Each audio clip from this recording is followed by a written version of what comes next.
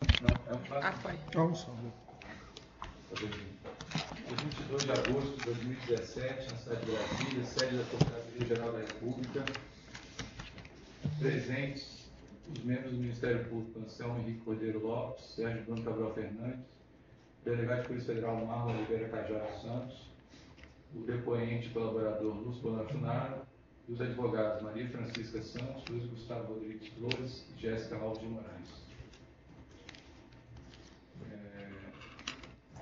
O presente ato se destina a colher o depoimento do colaborador Lúcio Bonafunaro, especificamente sobre o tema trazido em um dos anexos, intitulado Monitoramento para evitar colaboração premiada.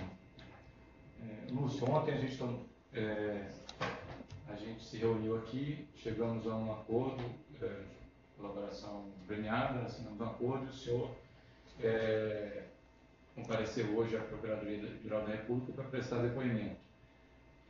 O senhor prestou o primeiro depoimento, só que, no entanto, ele não foi gravado por problemas técnicos, e agora, resolvido o problema técnico, nós vamos cumprir a formalidade da lei e gravar o depoimento, que, na realidade, o senhor já foi reduzido a termo o seu depoimento. Eu gostaria que o senhor lesse esse depoimento e acrescentasse o que fosse, o que entender necessário e útil às investigações. Os advogados também fiquem à vontade para trazer perguntas. O doutor Cajado também fica à vontade, e meu colega aqui, doutor Anselmo, também podem acrescentar outras perguntas, mas esse tema eu queria só que eu pediria que o senhor se ativesse especificamente ao tema já tratado. Então, Doutor Sérgio, só antes de iniciar, acho que é importante só deixar registrado que a via que nós assinamos ontem tinha um probleminha na grafia de um nome, e que aí foi reimpressa hoje e assinada com a data de hoje. Ontem a gente chegou a um acordo, né? Exato. Mas assinamos o termo propriamente dito hoje. Exato. Mas para a gente estar discutindo sobre hoje, o senhor Lúcio Bonafunaro, colaborador, compareceu à Procuradoria-Geral da República, fizemos uma reunião ontem, chegamos a um acordo e hoje estamos formalizando, dando sequência aos procedimentos. Obrigado. Pois não, senhor Lúcio. Então, o senhor pode até utilizar o termo escrito, se o senhor quiser chegar, fazer a leitura e narrar de novo, o senhor já narrou. Sim, senhor. Que eu conheci o Joesley no ano de 2011 e que a partir do ano de 2015, mais ou menos no mês de maio, começou a haver uma preocupação por parte tanto minha quanto do Joesley a respeito das contas que foram bloqueadas do ex-deputado Eduardo Cunha na Suíça. A preocupação se devia ao fato que esse bloqueio poderia levar a uma contaminação tanto minha ou do Joesley por parte, se houvesse a entrega dos documentos do bloqueio da conta pelo Ministério Público Suíço às autoridades brasileiras. Com isso, poderia desencadear várias investigações sobre o deputado Eduardo Cunha, e a gente estava preocupado que com isso a gente perderia tanto na função do Eduardo exercer o poder, como na função do Eduardo poder proteger a gente alguma coisa que a gente precisasse, ou reivindicar alguma coisa, alguma proposta que a gente quisesse em troca de propina. A gente é o grupo eu e o grupo JBS. Tá. Eu intermediando pelo JBS pleitos que eles faziam a mim relativos ao governo federal, ou onde o deputado Eduardo Cunha tinha influência. Porque esse fato poderia levar à cassação do deputado Eduardo Cunha, como de fato veio a ocorrer. Tanto eu como o Joesley ficamos comprometidos a partir daquela data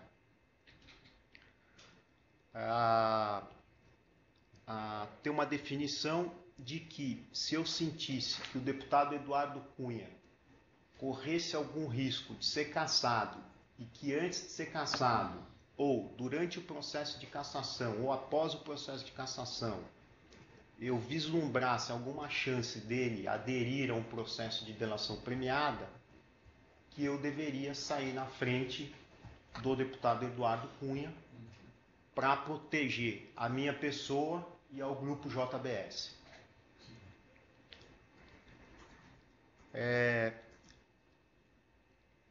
Que a preocupação era tão notória com relação a esse problema das contas do Eduardo Cunha na Suíça, que numa oportunidade em 2016, ainda quando os documentos não tinham sido remetidos, o advogado Francisco de Assis, que trabalha para a JBS, me apresentou um advogado suíço durante um almoço no restaurante Varanda Grill, no shopping Juscelino Kubitschek, em São Paulo, que chamava Lúcio Velo, que era o advogado suíço responsável por cuidar de toda a parte jurídica da JBS em território suíço, a fim de ver se esse advogado suíço vislumbrava alguma solução que não a que o advogado do deputado Eduardo Cunha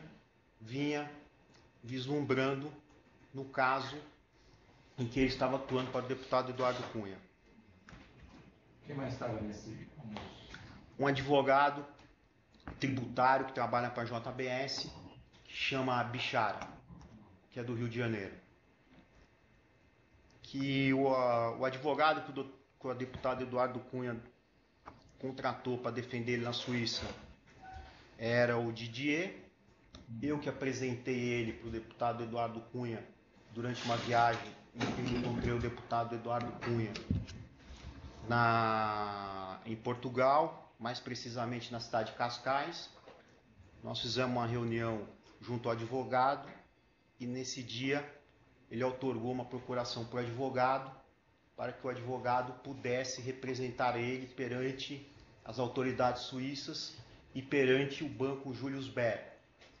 Porque até aquela data, que era o princípio, mês de junho de 2015, mais ou menos, o deputado Eduardo Cunha não tinha muita noção de qual era o problema que ele estava implicado na Suíça. Ele tinha recebido só um e-mail do banco dizendo que a conta dele estava bloqueada e o cartão de crédito que ele possuía da instituição não funcionava mais.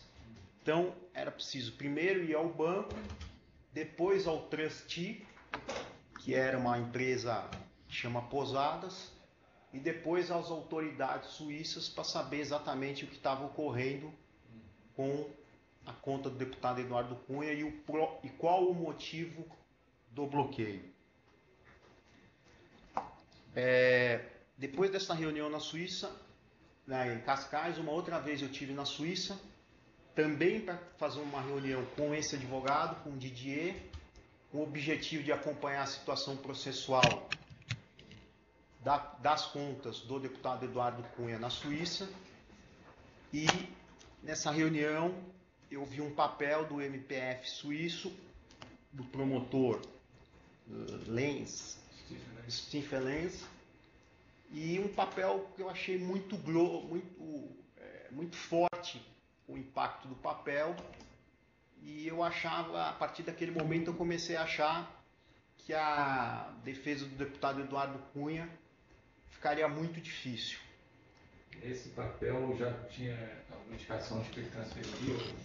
Já tinha indicações que ele transferiria toda para o Brasil, todos os papéis para o Brasil.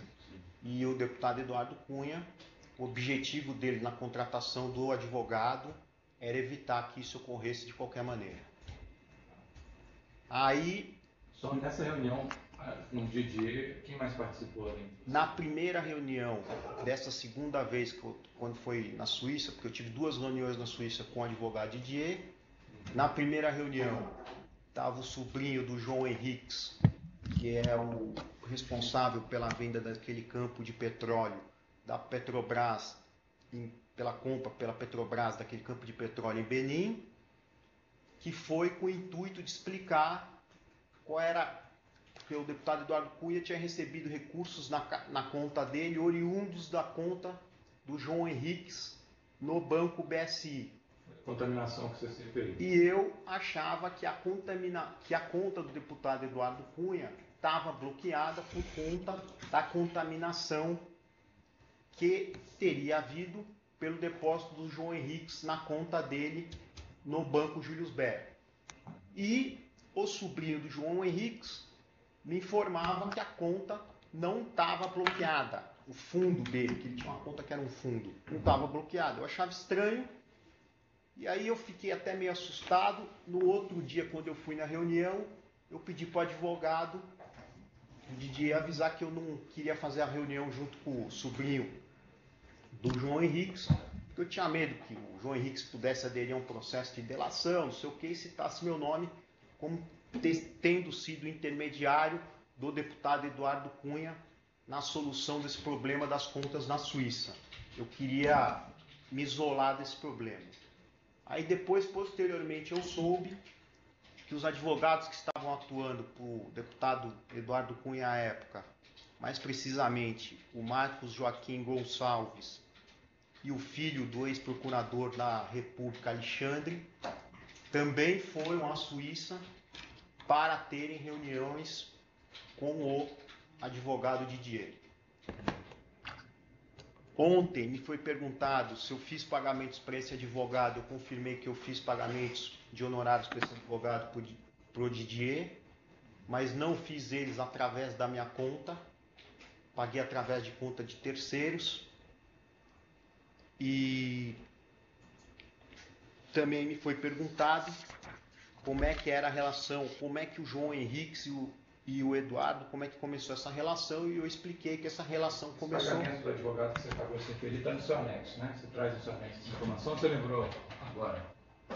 Esse pagamento... Eu não lembro. Você falou que pagou... Eu não lembro. O depoimento aqui consta que você pagou parte, esse que você pagou parte dos honorários dele? Deve ter sido parte, porque como ele continuou o trabalho, ele deve ter tido mais honorários, porque eles cobram por hora, deve ter tido mais honorários depois desse tempo que eu visitei fiz a visita a ele. E eu limitei os meus pagamentos até essa época. Os pagamentos que eu fiz eram os pagamentos que eram solicitados pelo advogado. Como eu tinha contato com o advogado, ele solicitava. Eu lembro que ele tinha uma conta no Banco BS e eu fazia uma transferência de fundos para a conta dele no Banco BS através de terceiros. Agora, voltando aqui especificamente ao tema desse depoimento, isso aí a gente pode explorar mais na questão quando for tratado do ex-deputado Eduardo Cunha. E o Joesley acompanhava todas essas movimentações? Você falou aqui no depoimento que... Na verdade, o que acontecia? Quando eu voltei, eu falei para o Joesley o que estava acontecendo com essas contas do Eduardo Cunha e nós dois, ambos, ficamos preocupados. Por quê? Porque qualquer problema que atingisse o Eduardo Cunha, paralelamente iria me atingir e, consequentemente, atingiria o grupo JBS. Ou seja, ele tinha essa preocupação. Ele sabia dessa relação, desse efeito dominó que iria ocorrer. Tá. E aí você falou também no seu depoimento que o Joesley ou o Francisco te apresentaram um outro advogado suíço, ou um advogado com experiência internacional. Um advogado suíço que tem escritório em Lugano, que o nome é Lúcio Velo, que talvez poderia ou trabalhar em conjunto com o advogado que a gente tinha, que era o Didier, ou talvez ele tivesse um outro tipo de solução. Foi quando eu tive aquele almoço com o Francisco de Assis no restaurante Varanda Grill e encontrei o advogado, e no outro dia o advogado foi no meu escritório falar comigo e eu não vislumbrei que ele tivesse nenhuma solução além daquelas que já estavam sendo adotadas, e então não teve contratação nenhuma desse advogado. Então vamos voltar aqui para o dia, um episódio aqui que você também colocou no seu depoimento, que você estava fazendo esse acompanhamento, aí a Receita começou a te intimar. Na verdade, a Receita começou a me intimar antes de eu fazer esse acompanhamento. Voltou a te intimar, né? Voltou a me reintimar. E aí eu comecei a ficar mais preocupado, porque eu falei, o problema não estancou. Porque se fosse uma intimação simples, eu teria dado a resposta, que foi mais do que suficiente, e a Receita teria estancado o problema. Na verdade, a Receita foi aprofundando a investigação cada vez mais. E aí você narra aqui que você foi à casa do Joesley com essa preocupação e fez uma combinação em relação aos créditos que você tinha. Aí eu fui várias vezes na casa do Joesley para conversar com ele. Sobre os créditos, eu fiz a combinação na minha casa. Ele me procurou no dia 11 de dezembro de 2015, desde o período da manhã. Começou me procurando de manhã, por conta que ele queria a liberação de um financiamento para a compra da Alpargatas. E aí eu não atendi o telefone, isso pode ser provado porque a Polícia Federal periciou meu telefone e consta lá as ligações dele perdidas no meu telefone. E aí ele foi, quando era mais ou menos 7 horas da noite, 8 horas da noite, ele foi junto com a esposa dele até minha casa. Esse foi o encontro que você bota aqui no dia 11 de dezembro? 11 de dezembro. Tá. Aí ele chegou na minha casa e falou, pô, eu preciso que você mande liberar um empréstimo lá para mim comprar Alpargatas, que era um empréstimo no valor de 2 bilhões e 700 milhões de reais. Aí eu falei para ele, tá bom, tá tudo certo, o que a gente sempre combinou em relação à propina tá acertado. Ele falou, tá, tudo certo, só preciso que libere, porque senão eu vou perder o rating da operação e aí vai demorar mais tempo para liberar o dinheiro e eu não posso perder a oportunidade. Isso.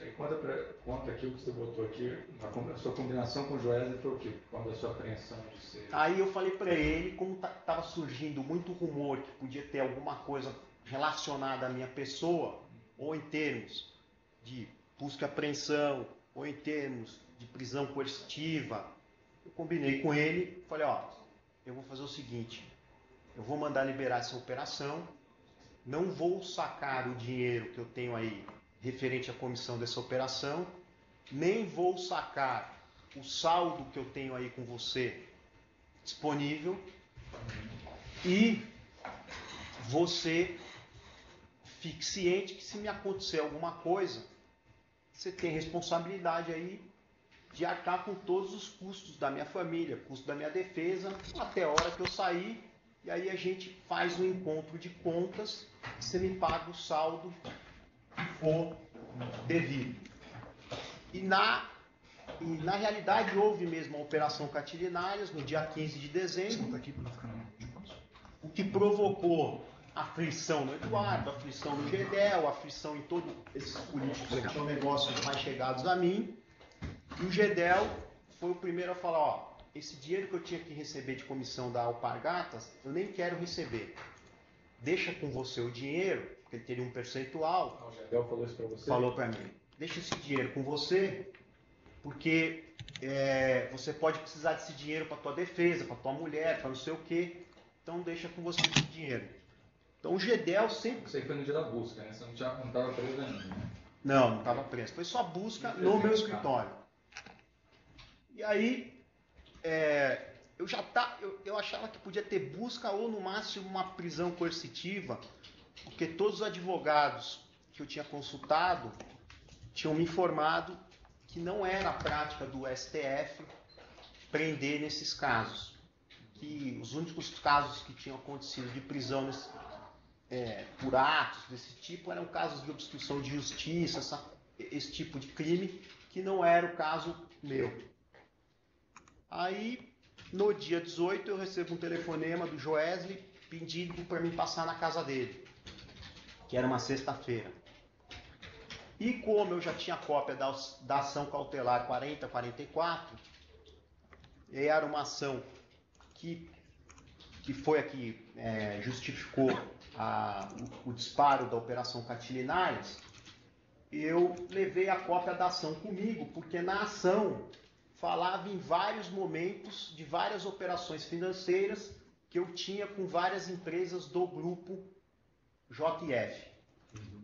E para minha surpresa, quando eu cheguei lá, o Joesley estava junto com o Francisco de Assis e eles já tinham uma cópia da ação 4044 em mãos, falaram que receberam essa cópia do advogado Geraldo Grossi, acho que é o nome deles, José Geraldo Grossi, que tinha vendido uma fazenda para o pai do Joesley, e que, como ele tinha visto o nome do grupo envolvido nessa ação 4044, que ele devia ter algum outro cliente envolvido, como ele tinha tirado cópia para esse cliente, ele também enviou a cópia para o pessoal da JBS.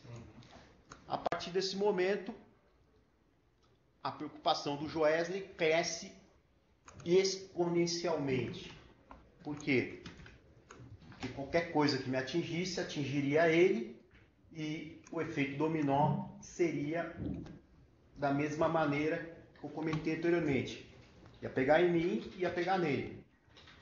Eu tinha ao redor de 100 milhões de reais, 120 milhões de reais de notas fiscais emitidas para eles. Não, pouco menos, 85 milhões de reais de notas fiscais emitidas para ele. E ele tinha muita preocupação sobre como justificar o pagamento dessas notas fiscais. Porque nós tínhamos um contrato que foi celebrado em 2012 que dava amparo somente para as notas da Eldorado. Não dava amparo para as outras notas fiscais. Então... Nesse dia que ele mostrou a ação cautelar 4044, você falou que a preocupação dele cresceu exponencialmente, e aqui você comenta o que ele propôs para você. Não, era isso que eu vou falar agora. Então, como ele só tinha amparo para o contrato dos serviços prestados na Eldorado, que era um contrato de estruturação de operação financeira entre a empresa dele e a minha, desde Project Finance, tudo, e não tinha amparo para nenhuma outra nota. Então ele vem e fala para mim, olha, vamos fazer o seguinte, eu te devo um dinheiro, eu preciso ter um contrato que dê amparo para todas as notas, eu vou fazer um contrato no valor de 100 milhões de reais, que aí fica tudo sob o mesmo guarda-chuva.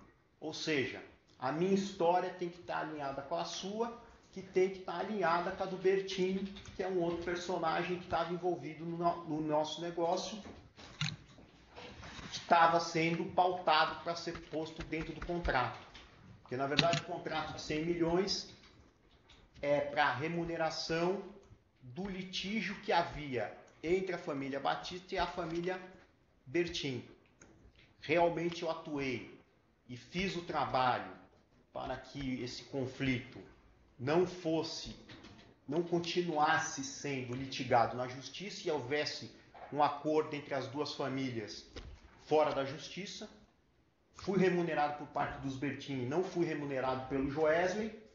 Ficou em aberto para a gente decidir um valor sobre o quanto ele me remuneraria por esse contrato. Então, qual seria o âmbito do contrato? Seria a intermediação do acordo deles com o Bertini. Como era um negócio de mais ou menos 50 bilhões de reais, caberia o valor de 100 milhões de reais a título de finder's fee. Tá. Agora, no que nos interessa aqui, antes dele propor esse contrato, guarda-chuva, que você falou de 100 milhões, ele queria com isso é só uma parte da história. O que você falou aqui no depoimento por escrito é que havia uma proposta de acertar as versões. Não, então, alinhar as defesas, foi o que eu falei. Quais foram as expressões que ele usou? Nós temos que ter a mesma versão para os fatos e alinhar as defesas. Tá. Você botou... Ou seja, não pode ter nenhum fio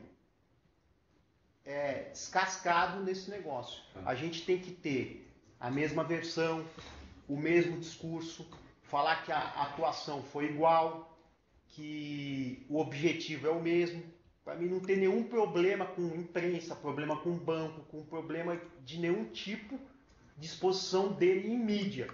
Então essa parte aí que você fala, vamos tocar juntos, vamos amarrar as pontas. Amarrar as pontas, é isso. Combinar as versões. É para não deixar nenhum fio desencapado, foi o que eu falei para o senhor agora. Então, aí depois desse guarda... Aí ele chega para o Francisco de Assis, que estava na reunião, e fala para o Francisco de Assis, ó, você faz isso aí urgente. E aí você falou da função do contrato, que era aquela dupla função. A função do contrato, o que era? Dar origem ao que já tinha sido emitido de notas no passado, e me dá o direito de ter um documento, um título executivo, do valor que ele me devia por serviços prestados entre entes privados, que era o caso do acordo dele com a Bertin. Tá. E a outra era a questão de te dar uma tranquilidade. Me dava segurança porque é o seguinte, eu não tinha papel nenhum. Eu passava a ter um contrato que era um título executivo. Tá. Você segue aqui, você tem seus créditos reconhecidos. Tá, e aí vamos pro... Agora, aí ele solicita para o Francisco fazer o contrato e o Francisco pede para mim que eu relacione para ele todas as notas fiscais que eu emiti para empresas do grupo. Eu relaciono todas as notas fiscais que eu emiti para as empresas do grupo. Naquela época a gente já nem trocava e-mail, só trocava e-mail quando era combinado que ia trocar e-mail, porque já estava todo mundo neurótico com relação a problema que pudesse estar sendo monitorado, alguma coisa desse tipo. Então, o que acontecia? Eu mandava os documentos para o Francisco por envelope, o Francisco mandava por envelope, aí ele fez um contrato, eu li o contrato, fez um contrato com uma data anterior, de 2012, e aí nós combinamos de assinar todo mundo junto e rasgar as versões originais. Todo mundo quem? Você? Eu, o Francisco e o Joesley. Betinho, não sei não. Betinho estava nessa. Não, porque o contrato do Betinho era parte. Eu tinha um contrato com o Grupo Betinho e um contrato com a JBS. Eram dois contratos paralelos, para a mesma função. É como se eu tivesse sido contratado pelos dois grupos para solucionar o mesmo problema. Tá, então tranquilo. E aí você diz aqui que essa questão da bolsa, esse contrato tinha uma funcionalidade de tranquilidade e as conversas reforçaram o pacto do depoente que foi fechado em 11 de dezembro. Porque ficou claro para mim que é o seguinte, olha, eu estou pondo aqui no papel, eu te devo dos negócios que você fez para mim, para te assegurar que se acontecer alguma coisa com você, você ter os recursos aí disponíveis, porque é só você executar o contrato. A empresa naquela época não tinha nenhum problema de caixa, não tinha nenhum problema de notícia em mídia, a empresa estava tranquila, sempre foi uma empresa que teve muito dinheiro em caixa. Então era um negócio que me dava essa tranquilidade de falar, olha, qualquer coisa que me acontecesse, eu pedia para algum advogado meu, executa o contrato. Então me dava essa tranquilidade. E aquela... Seria esse salário, né? Fevereiro ou março de 2016. Das notas são esses valores. Aí o que aconteceu?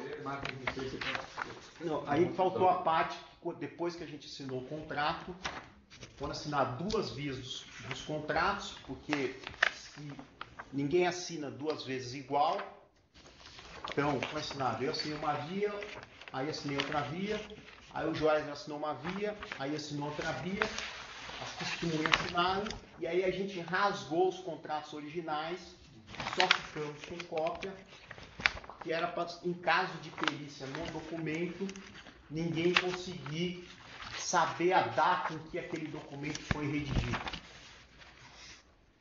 Você falou no documento, não dá perícia, é isso, né? Não consegui chegar a um laudo conclusivo de que dia foi assinado com precisão aquele contrato. Ou seja, no caso de uma investigação da Polícia Federal que a gente deixasse o contrato, olha, está aqui o contrato que a gente assinou. Aí o delegado pede para fazer uma perícia no contrato, olha, eu quero que você me dê uma data aproximada de quando foi assinado esse contrato. Se o contrato, a gente tinha a informação de que se o contrato fosse assinado a caneta e a gente deixasse a folha com a marca da caneta, com a caneta normal original, a perícia chegaria a uma data. Com o Xerox ela não tinha como efetuar isso. O que criava a impossibilidade de dizer que o contrato foi celebrado com data retroativa.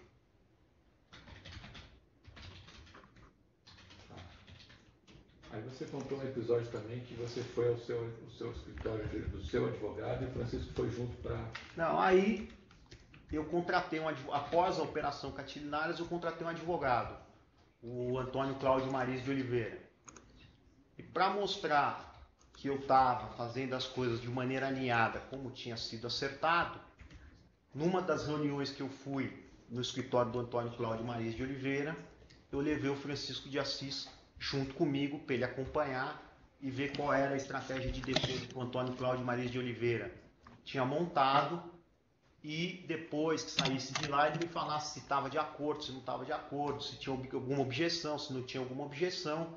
E ele foi na reunião e saiu tranquilo e não fez nenhum comentário a respeito. Então o objetivo disso... Essa reunião foi no escritório do próprio Antônio Cláudio Mariz de Oliveira. E ele se tratou numa estratégia de defesa. Ele demonstrou, ele fez como se fosse um plano de como seria a defesa.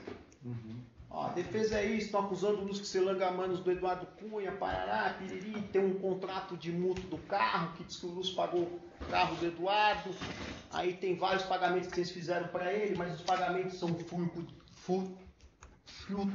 de contrato que vocês têm, porque a gente já tinha o contrato feito, e explicou, fez uma trajetória, uma linha de tempo para ele, e falando, olha, perante isso aqui que está aqui, a linha de defesa que nós temos que adotar é essa.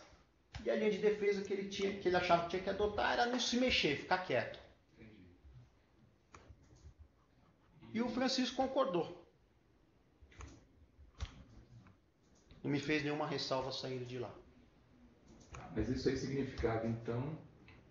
Que eles acompanhavam a defesa o tempo todo. Do mesmo jeito que ele tinha concordado em assinar um título de crédito, um documento para te resguardar a sua dívida, você também, em contrapartida... Dava para ele o direito de, olha, vamos fazer o seguinte, como a gente está acertado que nós não vamos deixar nenhuma ponta solta, eu não posso te deixar sem saber o que eu estou fazendo. Qual era a diferença que ele falava? Eu aqui, você tem o Francisco, você pode falar com o Wesley, você pode falar com não sei quem. Na sua empresa, só tem você que a gente pode falar, porque você é o cabeça do negócio, você que toca tudo. Então nós precisamos saber o que está acontecendo. Porque se você morre amanhã, como é que nós vamos saber em que pé está o processo? Tá, entendi. Vamos dar sequência aqui, seguindo o roteiro que você já tinha falado. Vamos para fevereiro. Falou aqui que entre fevereiro e junho de 2016, antes de ser preso, você teve um novo encontro com o Wesley. Aí já foi um encontro que eu tive com ele à noite na casa dele, ele me chamou para ir na casa dele. Ele até falou, ó, tô indo para Venezuela hoje, à noite, tô te chamando aqui para a gente conversar. É o seguinte, se você achar que o Eduardo Cunha não vai aguentar, ou um termo mais, assim, mais fácil, assim, se achar que a vaca vai pro brejo e que isso aí vai poder afetar ou você ou a mim, é claro que ia me afetar primeiro do que a ele, porque eu era mais ligado ao Eduardo Cunha do que ele. Vamos deixar acertado que você sai na frente e faz a delação premiada a você, me protegendo. E eu falei que tudo bem, tá bom. Se eu sentir que o Eduardo não vai aguentar, eu faço isso e saio na frente e te protejo. Falando que o contrato é lícito, que está aqui, parará, porque tinha 12 hipóteses que podia acontecer. O Eduardo Cunha fazer uma delação e delatar ele, e me poupar, e o Eduardo Cunha fazer uma delação e não me poupar e não poupar ele, entendeu? Você falou também da preocupação de você se juntar com o Cunha também. E também ele tinha a preocupação que eu e o Eduardo Cunha pudéssemos se juntar para fazer uma delação contra ele, entendeu?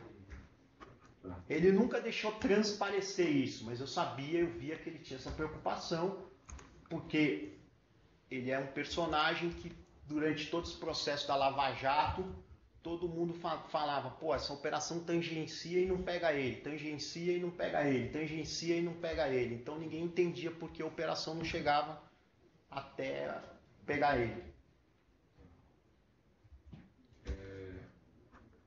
Os pagamentos agora, você falou, você narrou que você apresentou o seu irmão, o Francisco, falou que era para pagar. Aí que aconteceu? Depois da operação Catilinárias, o que aconteceu? Cada vez mais foi subindo a pressão em relação à minha pessoa. Olha, muita notícia na mídia, comecei a ficar preocupado, muito falatório, você está sendo monitorado, o telefone está monitorado, parará. Bom, você vai, por mais que você queira evitar, eu tinha uma filha de 2 meses, que tinha nascido em janeiro, você vai se preocupando. Pô, minha preocupação o que era? Olha, se me acontecer alguma coisa, eu não quero ter problema com a minha família aqui fora, quero que minha família tenha o mesmo padrão de vida, que tudo se mantenha e que pô, vocês paguem a minha defesa aí, não criem tumulto com isso e toquem as despesas do escritório. Aí um dia o Francisco de Assis estava no meu escritório, como ele sabia, como o Joesley também sabia e o Wesley sabia que eles eram meus devedores, eu apresentei o Francisco de Assis para o meu irmão e falei para o meu irmão, olha, se acontecer alguma coisa comigo, Dante, eu só tenho um irmão, ó, o Dante. Tá. Falei pro Dante, ó, se me acontecer alguma coisa, você procura o Francisco de Assis na JBS ou o Joesley e vê o que você vai precisar de dinheiro e vai pedindo para ele que eles vão te dar referente a um contrato que eu tenho aberto com eles, um valor a receber. Você afirmou, isso você falou só com o Dante, mas... Na frente do Francisco. Na frente do Francisco. O Francisco vê que eu estava avisando. Uhum. E acabou acontecendo que no dia 1º de julho eu fui preso. E aí como é que foram os pagamentos? Aí o Dante procurou o Francisco e o Francisco falou que queria pagar em dinheiro vivo. Então que não podia pagar no dia, pediu lá um prazo para pagar. E aí o Dante se acertou com ele, combinaram a logística, que eu não sei como é que foi. Quem pode falar isso aí é só o Dante ou o Francisco, ou aquele outro funcionário que eu vi agora saber da JBS, Florisvaldo, que eu não conhecia esse cara. E combinaram como é que ia ser a entrega e ele entregou uma primeira parcela de R$600 mil no mês de julho. No mês de agosto ele entregou outra parcela de R$600 mil. Essas duas para o Dante. Pro Dante. Aí eu tive um desentendimento com o Dante, porque o Dante não vinha me visitar, consequentemente não me dava satisfação do que estava acontecendo. Olha, no escritório está acontecendo isso, o dinheiro que está entrando eu estou pagando isso e isso. Tem isso em aberto, tem aquilo em aberto, tem que resolver isso. Ele não me dava satisfação. Ele pegava o dinheiro e administrava do jeito que ele achava que tinha que administrar. Aí eu resolvi trocar a pessoa que seria responsável por recolher o dinheiro junto à JBS, que me era devido, e passar a fazer essa mini administração, porque o meu negócio, que era um negócio muito maior, virou um negócio minúsculo, essa mini administração desses recursos mensais. E aí eu pus para fazer essa atividade para mim a minha irmã, a Roberta. Aí a Roberta pegou 600 mil em setembro, em outubro, aí ele reclamou o Francisco porque tinha sido deflagrada a Operação Greenfield em setembro, que eles estavam com dificuldade de caixa, não sei o quê, porque eles teriam que pôr uma fiança de 1 bilhão e não sei quanto, que depois eu vinha saber que eles não puseram a fiança, na verdade o que eles fizeram foi dar as próprias ações em garantia da empresa, ou seja, isso aí para eles não teve custo nenhum. Então ele pediu se dava para diminuir o valor. A Roberta veio me perguntar, eu falei, diminui para 400 mil, se precisar aumentar, depois a gente aumenta. Aí o valor foi reduzido para 400 mil, ele pagou 400 mil em outubro, em novembro ele não pagou, ele sumiu, machava ele, não dava resposta, e no final de dezembro ele chamou a Roberta lá e pagou mais 400 mil. Aí já entramos em 2017. Em 2017 ele paga o mês de janeiro, paga o mês de fevereiro, paga o mês de março, paga o mês de abril e liga para Roberto Francisco de Assis e fala, olha, eu estou indo viajar para Nova York e quero antecipar o pagamento. E a Roberta então vai no final do mês de abril e pega o dinheiro na JBS, 400 mil, referente a maio, foi o último pagamento. Esse pagamento, em vez de ter sido efetuado, normalmente quem efetuava o pagamento para ela ou era esse Florisvaldo ou era o próprio Francisco de Assis, ela recebeu do Ricardo Saldi, que foi aquela ação controlada pela Polícia Federal. Diga uma coisa, e como esses pagamentos estavam sendo cumpridos, você fala aqui, vamos falar agora voltar aqui à questão da relação sua com o Joesley em relação ao pacto. Então, o fato de estar recebendo esses pagamentos deixava tranquilo em relação àquela combinação prévia lá do dia 11 de dezembro? Isso, que vocês estavam cumprindo com a parte dele. Me deixava tranquilo, porque eu tinha uma filha pequena, que tinha 6 meses de idade, toda a parte da minha defesa também estava sendo paga. Nessa altura, eu já tinha mudado de advogado, trocado o Antônio Cláudio Maris de Oliveira pelo Daniel Geber. Quando foi para pagar os honorários do Daniel Geber, ele mesmo se prontificou, faz uma cessão do teu crédito pro Daniel Geber no valor total dos honorários dele, que assim eu já pago ele direto, não tenho que ficar fazendo dinheiro vivo para entregar para sua irmã. Só que aí depois ele achou que aquilo ia ser um fato que ia linkar muito ele comigo, porque como é que eu ia contratar um advogado se eu não paguei nenhum honorário? Então eu assinei a sessão de direito, o advogado assinou, mas no final a gente recuou e eu falei, eu mesmo vou te pagar por minha conta. Mas antes da gente entrar porque tem um episódio aqui que você traz dos advogados, só para deixar claro aqui, ver se você confirma o que você falou anteriormente. Então você tinha essa certeza que o Joesley iria honrar esse compromisso e manter a família? Eu tinha essa certeza por vários motivos. Primeiro, ele estava efetuando os pagamentos. Sim. Segundo, a família dele estava em constante contato com a minha para saber como é que eu estava, como é que eu não estava, se estava precisando de alguma coisa, se minha mulher estava precisando de alguma coisa, se minha filha precisava de alguma coisa. Isso ele fazia através da mulher dele, das irmãs dele, das sobrinhas dele. Todo mundo da família dele que se relacionava com a minha mulher, ele fazia esse monitoramento. Quando minha filha fez 1 ano, ele mandou a mulher dele lá, porque eu não ia fazer festa, não ia fazer nada, porque eu estava preso. Mandou a mulher dele lá levar um bolo em casa, comemorar o aniversário da minha filha. Fora isso. E só para pegar o gancho, e além disso, do lado dele, você transmitia tranquilidade para ele também. Do lado dele, ele recebia de mim toda a tranquilidade que ele precisava. Ele via que eu não dava declaração nenhuma. Várias vezes saíram rumores que eu estaria fazendo delação e ele via que eu não estava fazendo delação.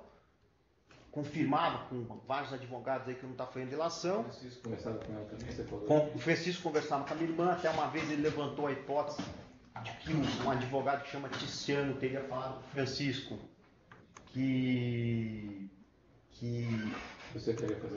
eu estaria fazendo delação, e ela negou. E aí o que aconteceu foi que ele tinha certeza que eu não estava fazendo delação, porque a minha mulher vinha me visitar, falava que eu não estava. Eu uma vez mandei um recado para o Francisco falando, tô tranquilo. E esse recado chegou para ele através do Mabi, que eu nem lembrava que eu tinha mandado esse recado para ele. Uhum. Quem me lembrou isso aí através da minha advogada foi a minha irmã, que realmente você escreveu esse bilhete, eu mostrei para ele. Quando minha mulher ia em alguma festa que eu sabia que ela ia encontrar o Joesley, ou alguém da família dele, eu falava, fala para eles que eu estou bem, que eu estou tranquilo, que está tudo bem, então, e que eu vou segurar. E eu também fazia isso porque eu achava que a minha defesa técnica era uma defesa técnica que tinha viabilidade, entendeu? Então me diga só, mas vamos só, você voltou aqui que essas mensagens que você enviava para dar tranquilidade, você citou especificamente uma para o Francisco, você mandou, na realidade essa foi mais para trocar o Dante pela Roberta, né? Essa aí eu não lembro se eu escrevi bilhete ou se foi só uma frase que eu falei para ele, dei um código para ele, que ele sabia que era um código que a gente sempre falava quando a gente... Qual que é? Pode falar.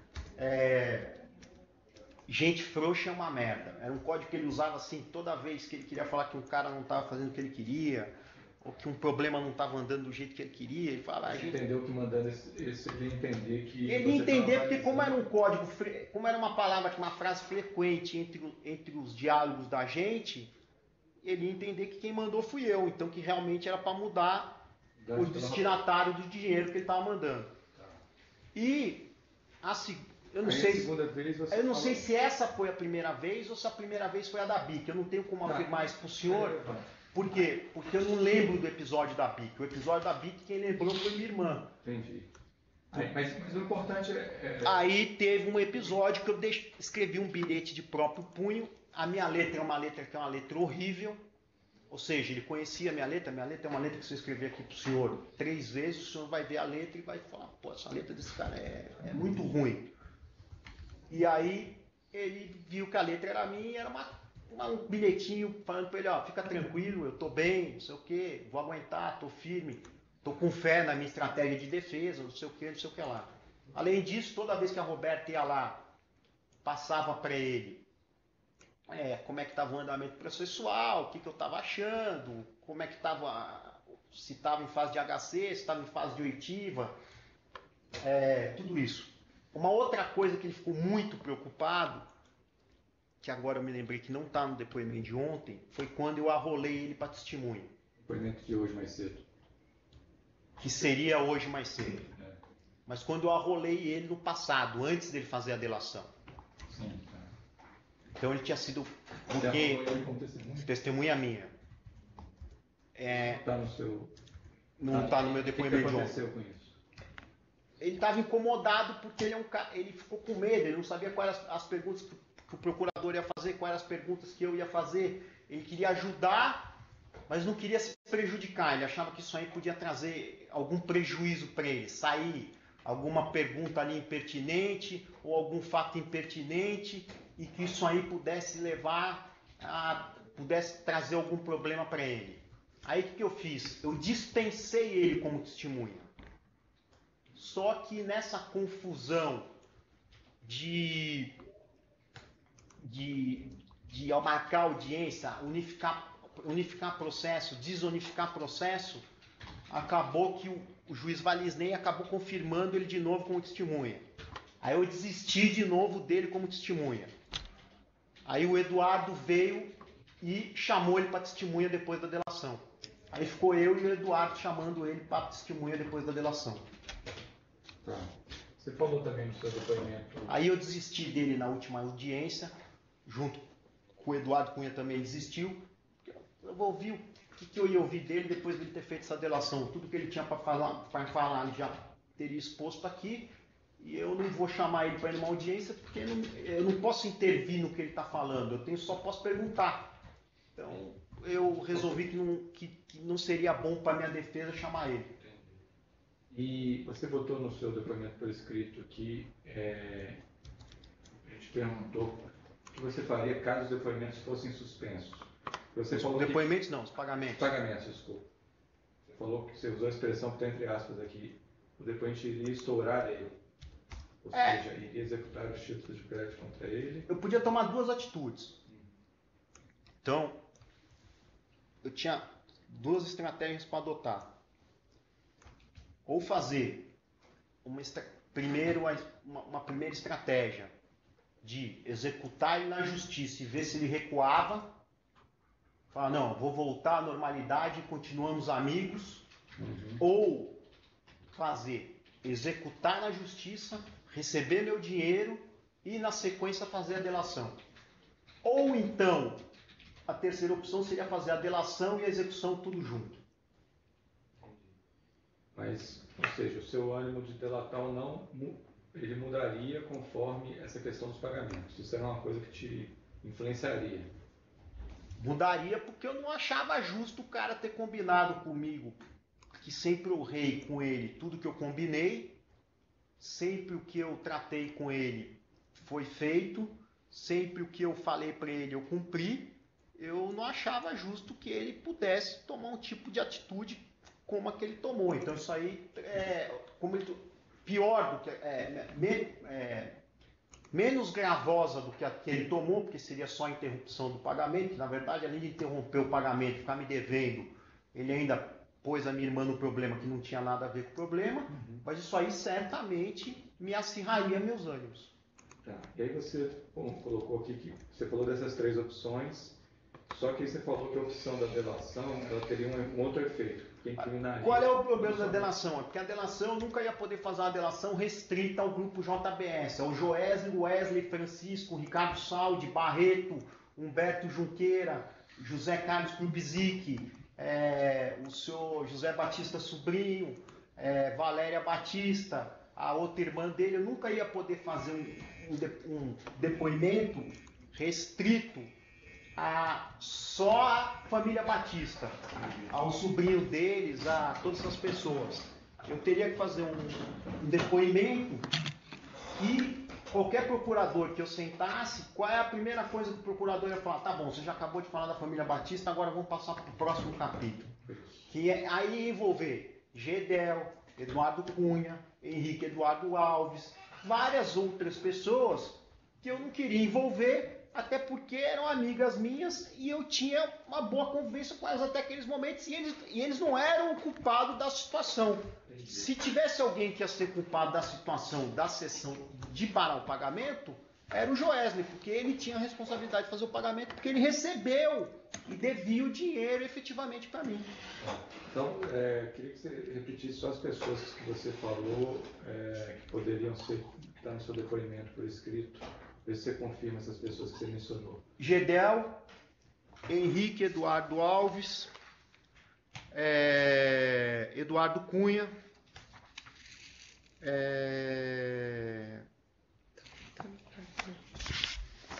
deixa eu ver quem mais. Michel Temer,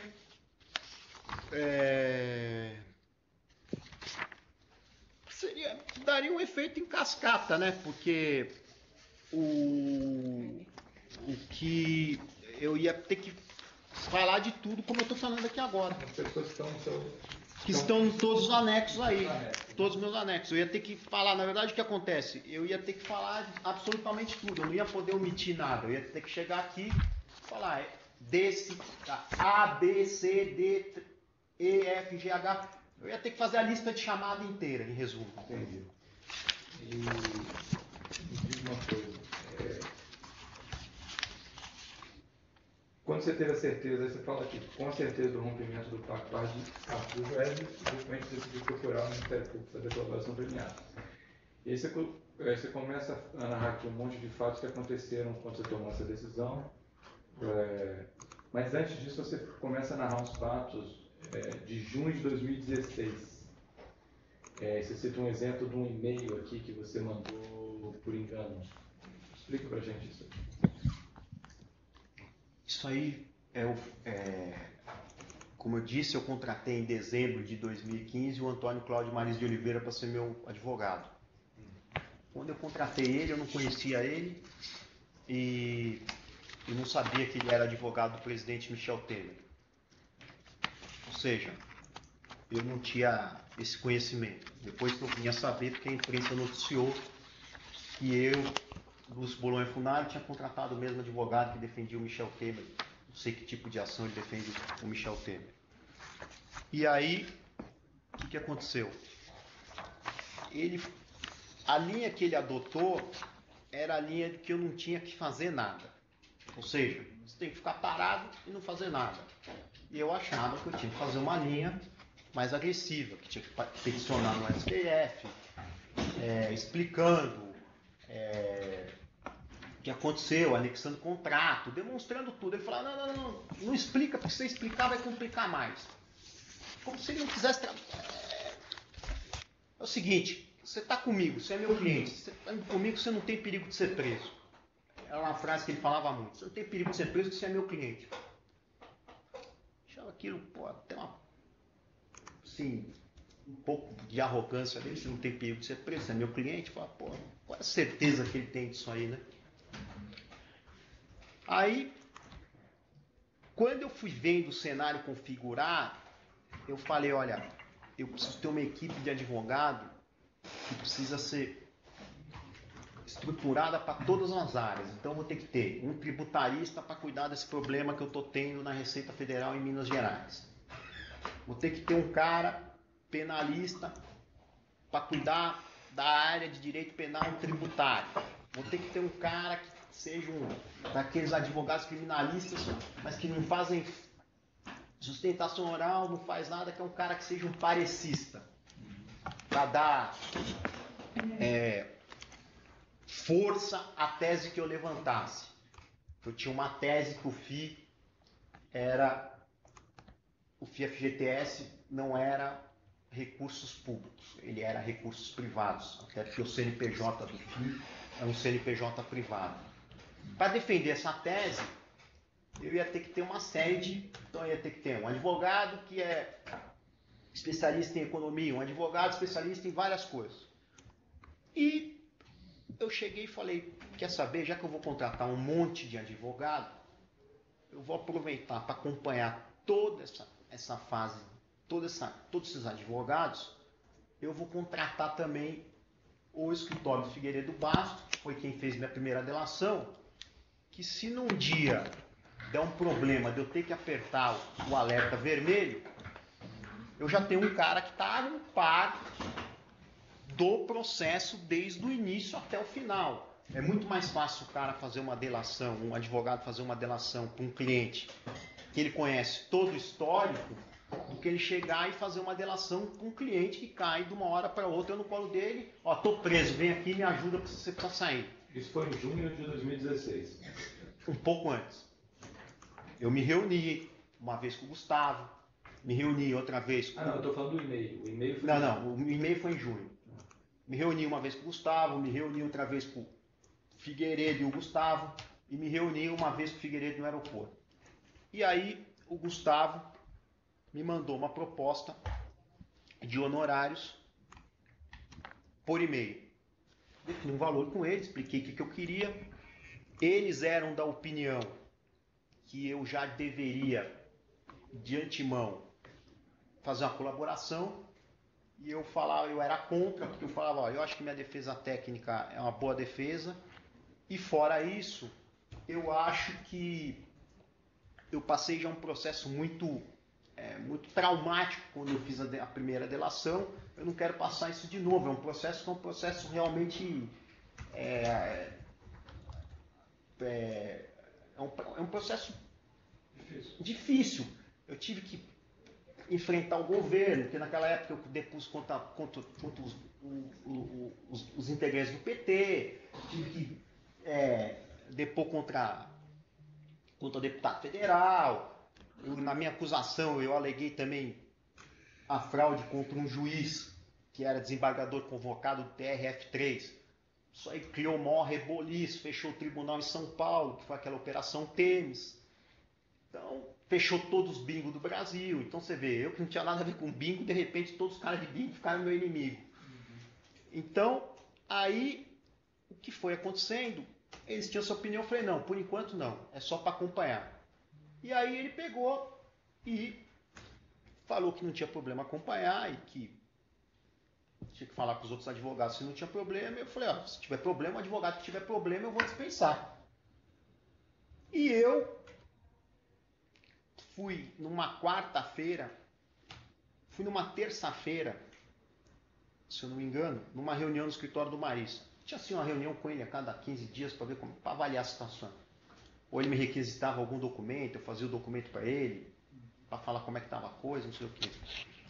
E aí, eu fui nessa terça-feira no escritório do Maris, e o Maris falou que não queria que eu...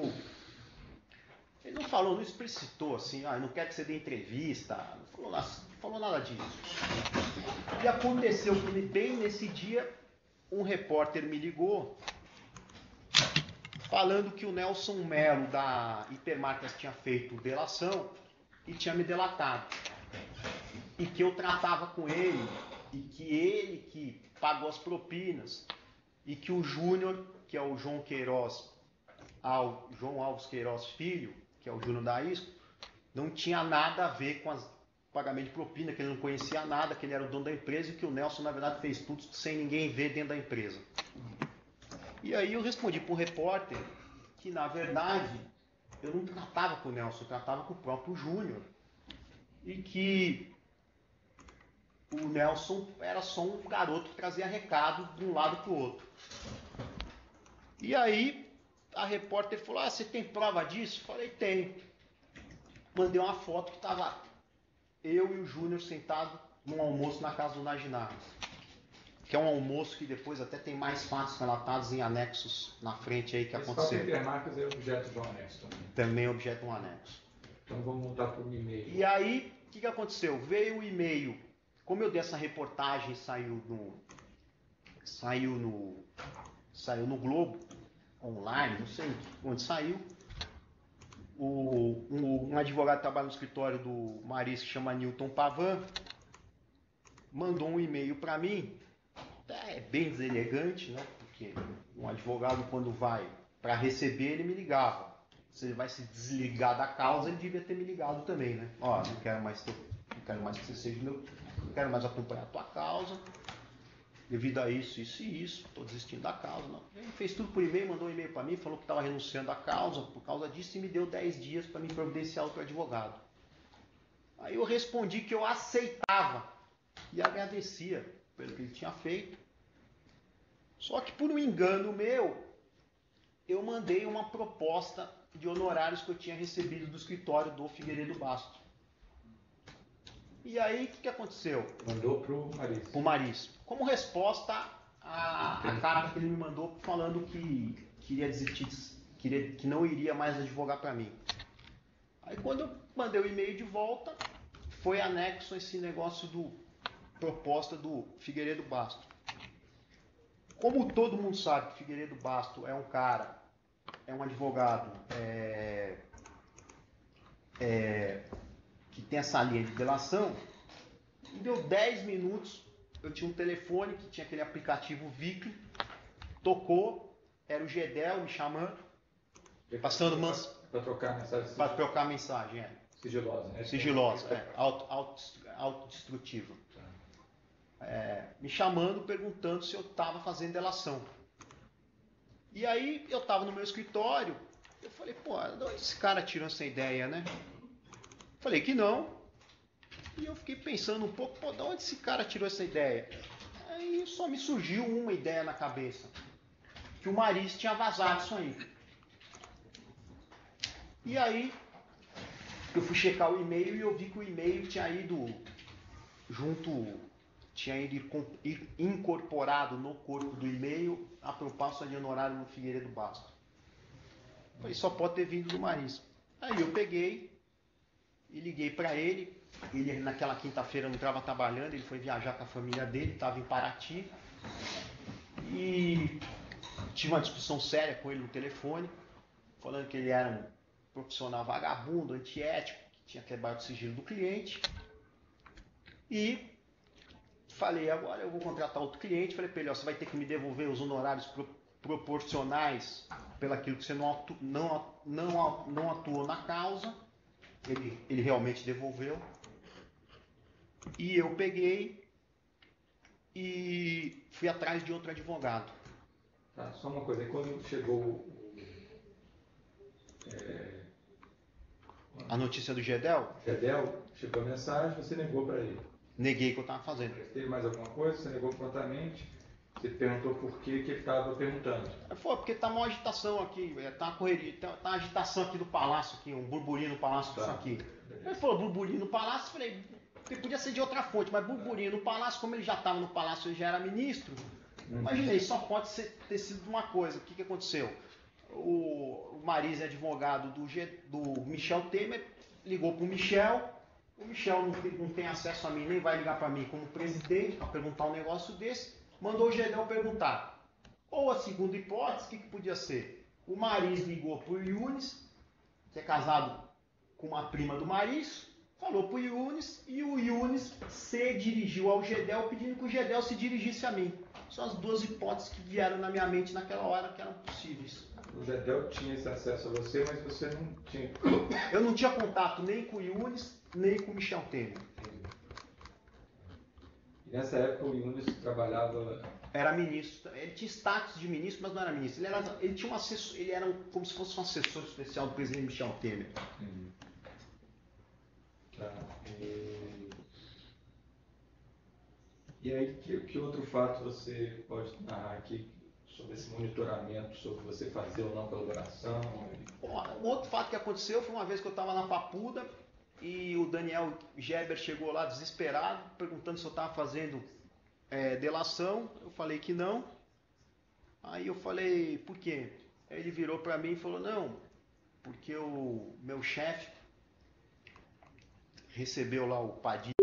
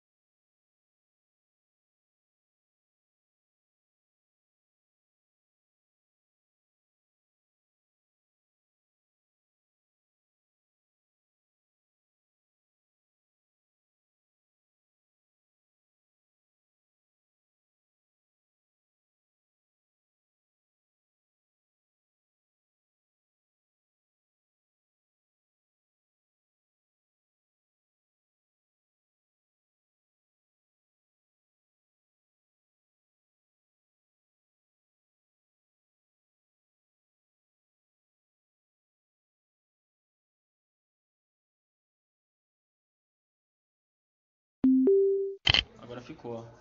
Vai retomar agora. Tirei.